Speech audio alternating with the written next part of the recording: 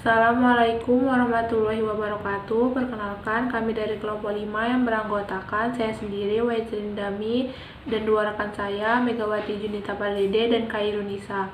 Di sini kami akan membahas tentang genetika populasi dan pengantar evolusi. Materi yang pertama itu ada hukum Hardy-Weinberg dalam genetika populasi. Tapi terlebih dahulu kita harus tahu apa itu genetika populasi. Genetika populasi adalah ilmu bidang biologi yang mempelajari komposisi genetik dalam populasi biologi dan perubahan dalam komposisi genetik yang dihasilkan dari pengaruh dari berbagai faktor, salah satunya itu seleksi alam. Hukum Hardy-Weinberg ini menyatakan bahwa frekuensi alel dan frekuensi genotip dalam suatu populasi akan tetap konstan, yakni berada dalam kesetimbangan dari satu generasi ke generasi lainnya, tapi kecuali apabila terdapat pengaruh-pengaruh tertentu yang mengganggu kesetimbangan tersebut. Baiklah, materi yang selanjutnya itu mengenai syarat berlakunya asas Hardy-Weinberg. Jadi dalam menerapkan hukum Hardy-Weinberg ini ada beberapa syarat yang harus kita patuhi dan lakukan. Yang pertama, syaratnya adalah setiap gen mempunyai viabilitas dan fertilitas yang sama. Yang kedua, perkawinan harus terjadi secara acak.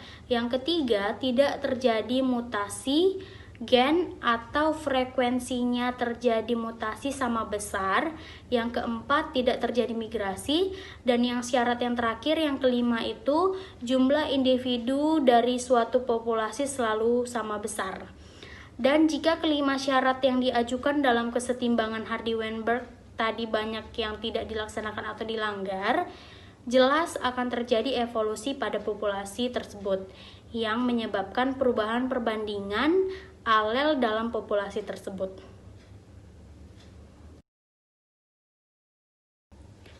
Oke, yang selanjutnya, Hardy dan Weinberg ini menemukan suatu rumusan yang menyatakan bahwa frekuensi alel dalam suatu populasi akan tetap berada dalam keseimbangan dengan rumus P kuadrat ditambah 2PQ tambah Q kuadrat sama dengan 1. Rumus ini berlaku apabila yang pertama, mutasi tidak terjadi atau mutasi menguntungkan sama jumlahnya dengan mutasi yang merugikan. Yang kedua, semua anggota populasi tersebut mempunyai kesempatan yang sama untuk mengawini anggota populasi. Yang ketiga, tidak terjadi imigrasi atau jumlah individu yang bermigrasi itu adalah sama dengan yang bermigrasi. Yang keempat, semua alel mempunyai kemungkinan yang sama untuk berada dalam populasi. Tidak ada yang lebih unggul dari yang lain. Dengan perkataan lain, seleksi alam tidak terjadi. Yang kelima, jumlah populasi tetap atau jumlah individu yang mati sama dengan jumlah individu yang lahir. Dan yang terakhir itu adalah populasi berjumlah besar sehingga faktor kebetulan tidak terjadi atau dapat diabaikan. Sekian materi dari saya, selanjutnya akan disambung oleh Saudari Waitri.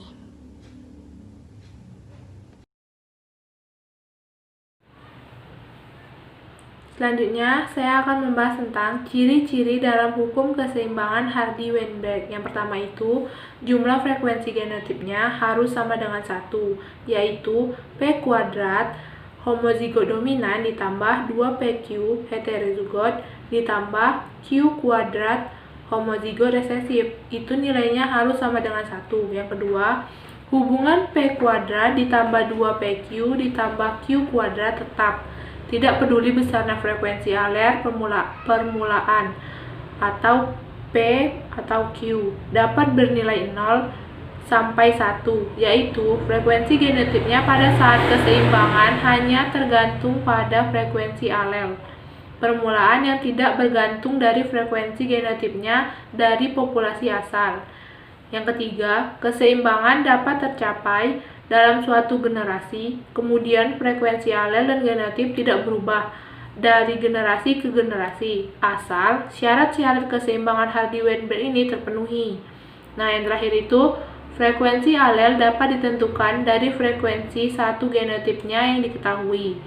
Nah, bila suatu populasi dalam keseimbangan, maka frekuensi alel dapat dihitung apabila diketahui frekuensi satu genotip homozigotnya. Selanjutnya, perhitungan frekuensi alel fenotip dan genotip. Misalnya, suatu populasi yang banyak anggotanya N dijumpai 3 genotip untuk satu gen dan 2 alel, yaitu genotip A1A1 homozigot dominan, A1A2 heterozigot, A2A2 homozigot resesif, yang masing-masing sebanyak dominan atau D, heterozigot atau yang dilambangkan dengan H, dan R itu resesif individu, di mana D ditambah H ditambah R sama dengan N.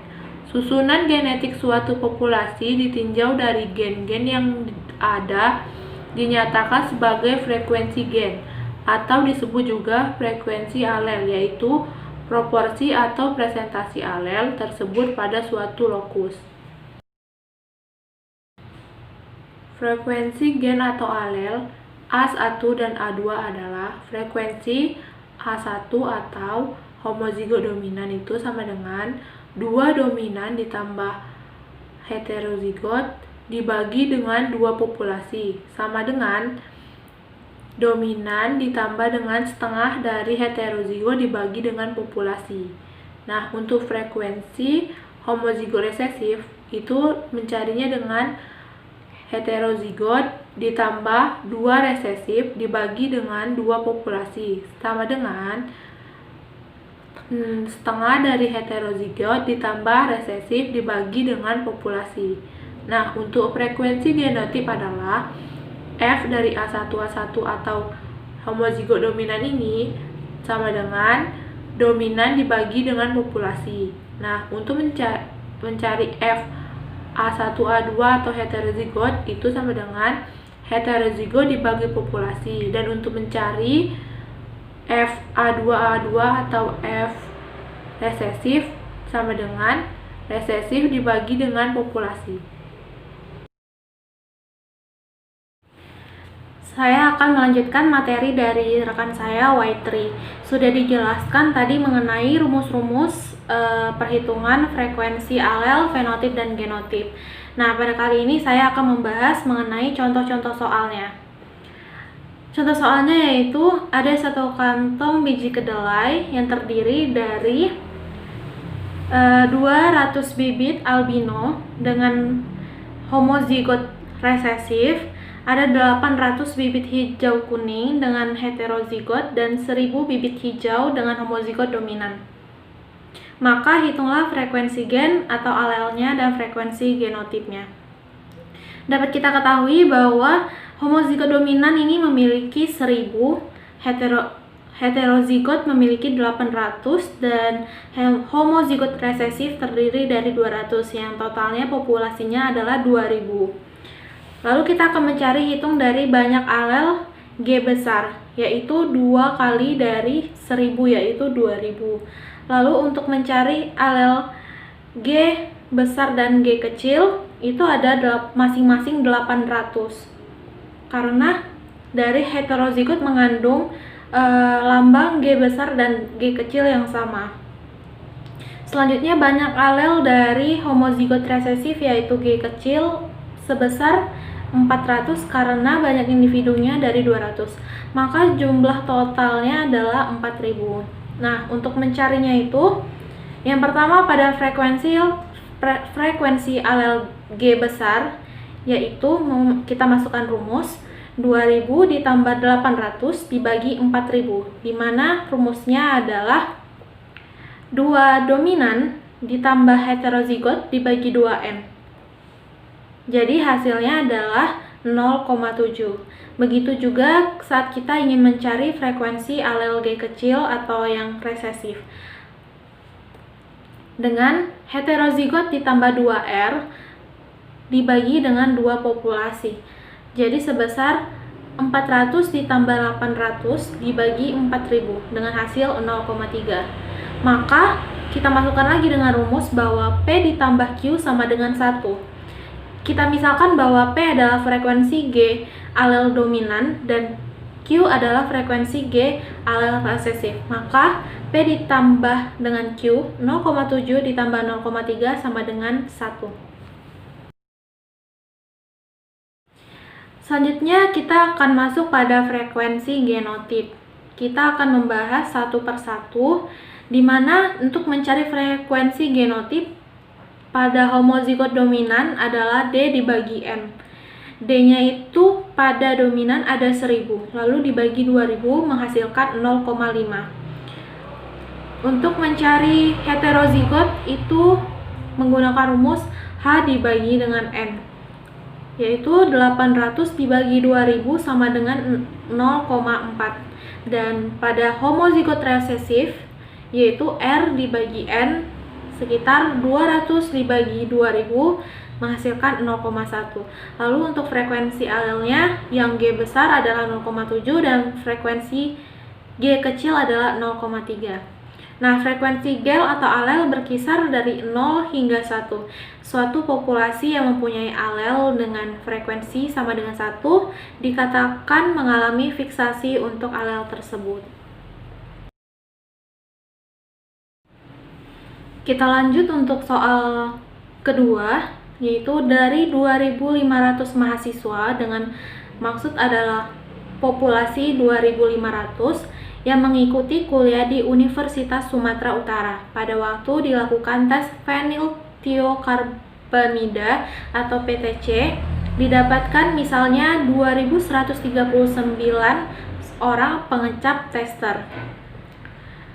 Lalu ditanya berapakah frekuensi alel T besar, alel dominan, dan T kecil, alel resesif, masing-masing pada populasi mahasiswa itu. Lalu kedua, berapakah di antara mahasiswa pengecap itu diharapkan homozigotik? Nah, penyelesaiannya yaitu terdapat 2.139 orang pengecap PTC yang artinya dapat merasakan pahit. Nah, mereka itu adalah homozigot T besar atau homozigot dominan. Nah, selanjutnya adalah heterozigot tik, yaitu T besar dan T kecil. Sisanya yaitu 361 orang, di mana merupakan buta kecap atau non-tester. Berarti mereka tidak bisa merasakan rasa pahit, tapi merasakan air tawar saja. Mereka itu adalah homozigot resesif yang berlambangkan T kecil, T kecil. Andai kata P adalah frekuensi untuk alel T besar dominan, maka Q adalah frekuensi untuk alel T resesif. Menurut hukum Hardy-Weinberg adalah P kuadrat homozigot dominan ditambah 2PQ heterozigot dan Q kuadrat homozigot resesif. Jadi kita masukkan dulu bahwa Q kuadrat adalah 361, didapat bahwa mereka merupakan non-tester.